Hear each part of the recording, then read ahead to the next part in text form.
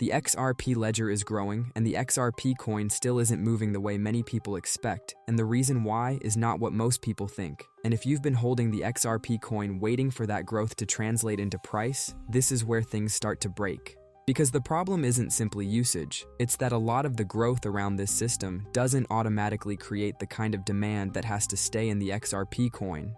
At first, that didn't make sense to me either, because when you look at what's happening on the surface, everything points in the opposite direction. More payments, more wallets, more activity. It feels like the system is expanding in all the right ways, and naturally that should translate into price. That's exactly how I saw it in the beginning. More usage should mean more demand, and more demand should mean the XRP coin gets stronger. But when I started following that assumption all the way through, that's where it stopped adding up. Because in this system, value doesn't always stay where you think it does, and once you see that, it changes how you look at everything we've covered so far. That's why I've been breaking this down as a series, because instead of guessing what's happening, we're looking at the actual companies, the actual systems they're building, and how money is really moving behind the scenes, while most people stay focused on price and miss how the system is actually structured underneath it.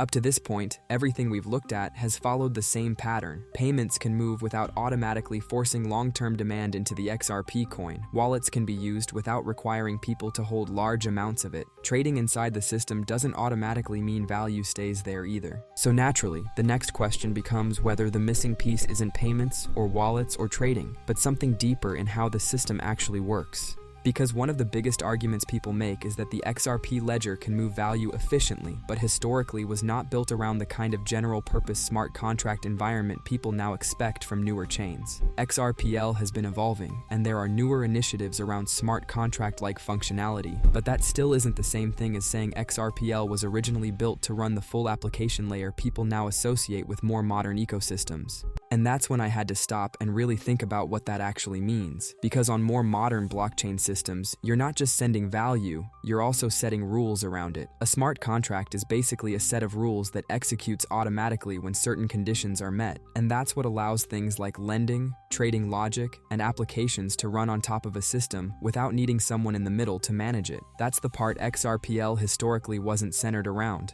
And we've already seen different teams try to work around that in different ways. Some built trading layers like Sologenic, where assets can move and be exchanged inside the system. Others focused on expanding functionality alongside it, like Coreum, which built a separate layer for more complex financial behavior. But even with those approaches, something still felt incomplete. Because none of that actually answered the original question: what part of this system creates demand that really has to stay in the XRP coin in a meaningful way? And that's where something like Flare Network starts to look like it might solve that problem. Flare was introduced as a separate network designed to expand what can be done around XRP-related activity, not by becoming part of the XRP ledger itself, but by adding capabilities that XRPL was not originally centered around, including EVM compatibility, data protocols, and application logic that goes beyond simple payments. Which means now, you don't just have a system that moves value, you have a separate network that can support more complex applications, external data, and new kinds of interactions. And on the surface, this looks like the moment everything should finally connect. Because if applications can be built, and logic can run, and data can flow into the system, then this should be the point where people assume demand finally starts flowing back into the XRP coin.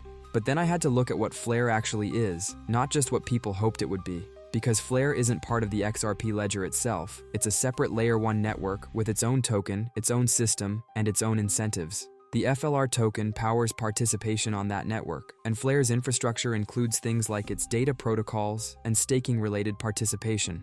And if you've been around XRP for a while, you've probably seen this already because Flare's initial public token distribution was tied to XRP holders from the earlier snapshot, which pulled a lot of attention into it early on. And if you were holding XRP during that, it probably felt like this was finally the moment everything would connect, like value would finally start flowing back into the XRP coin. But when I followed that all the way through, that's where it started to break again. Because even though Flare connects to XRP-related utility, it doesn't require you to hold the XRP coin to participate in what Flare itself does. You're interacting with a different network, using a different token, under a different set of rules. So even when it looks like everything is connecting, the part that should matter most for XRP price still isn't automatically there. which means the activity happening there doesn't automatically flow back into the XRP coin. And this is where the expectation starts to fall apart, because even when value enters the broader XRP ecosystem, it can move into another layer without being required to stay in the XRP coin. And once that clicked, it forced me to look at this differently, because at that point, I had to ask myself whether I was actually positioned in the part of the system that benefits, or just watching activity expand somewhere else. Because if you're positioned on the wrong side of that, you can watch the entire system grow and still miss where value actually ends up. And that's when it really started to come together. Because up to this point, everything we've looked at follows the same pattern. Payments didn't automatically force meaningful demand into the XRP coin. Wallets didn't do it. Trading didn't do it. And now, even expanding the broader ecosystem with something like Flare still doesn't automatically do it either. At that point, I stopped looking at what the system can do and started asking a different question. What part of this system actually has to run for any of this to work? Because moving value is one thing, trading is another. Even adding smart contract style functionality or external application layers expands what's possible. But none of that matters if something underneath doesn't actually have to operate every time the system is used in a way that creates lasting demand. Now, to be fair, XRP does still have native roles inside XRPL. It is the ledger's native asset. It can be used as a bridge asset when beneficial, and every XRPL transaction destroys a small amount of XRP as a fee. But that's not the same thing as proving that broader ecosystem growth automatically creates the kind of sustained demand people expect to show up in price. If there is a layer like that, something deeper that everything depends on, that's where demand wouldn't just pass through, that's where it would have to stay. And that's the part I haven't been able to ignore, because if that layer exists, it might be the only place in this entire system where the outcome actually changes, and if it doesn't, then everything we've been looking at might be working exactly as designed, just not in the way most people expect. At this point, it's not just that the system isn't automatically forcing demand into the XRP coin, it's that a lot of the structure around it may be functioning exactly the way it was built to. And if that's true, then most people aren't early. They may just be early to the wrong part of the system. The more I followed that idea, the more it pointed to something underneath everything we've already covered. Not payments, not wallets, not trading, and not even smart contracts, but something deeper that actually has to run every time this system is used. And if that's true, then that layer might be the only place where demand doesn't just move through the system, it actually has to stay.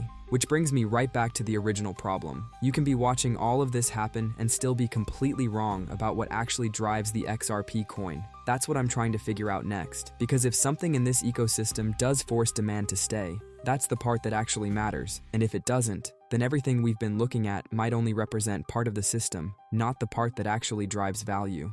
Which means the real answer might exist somewhere else entirely, and that's exactly what I'm breaking down next.